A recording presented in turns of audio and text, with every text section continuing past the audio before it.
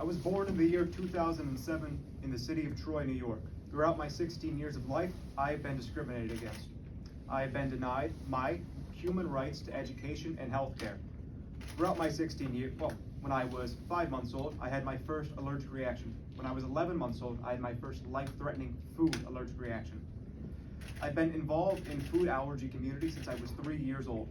My name is Devin. I've lived in rural upstate New York my whole life, and I've experienced the unique challenges of rural life and especially rural health care. I suffer from 31 anaphylactic food allergies, asthma, Hashimoto's thyroiditis, and idiopathic angioedema. I've come to you today to speak about the rural man. On average, the rural man is far poorer than the average urbanite. Furthermore, they have far less access to care than the average city dweller. And the care they have access to is much less specialized and further away. Did you know that according to State Comptroller Thomas D. Napoli, every rural county in the state of New York, with the exception of Shenango, is considered medically underserved?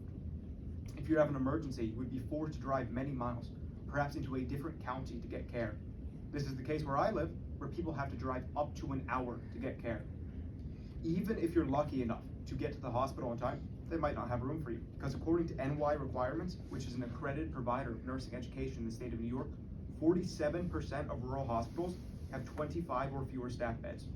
This is a reality for thousands of New Yorkers who every day have to roll the dice with their health. Not just with food allergies, but with all types of medical conditions. But I would argue this is especially dangerous with food allergies due to the speed at which anaphylaxis kills. It takes only 15 minutes for a person to die of anaphylaxis, according to the National Library of Medicine. Where I live, as I said prior, people on average take up to an hour to get to a hospital. You could be dead 4 times over. And if you're like me and have a complex condition, you could be refused care or deferred to a hospital many more hours out of the way, and many times out of network. In, of course, a city. So I ask you this: why must it be so inequitable? Why must the people of the rural communities be forced to endure such hardships in a state that preaches values of equity, equality, and diversity? Why should healthcare end at the city limit? I leave you with this and thank you for your time. And if I may, I'd like to welcome the Senator to speak about large venues.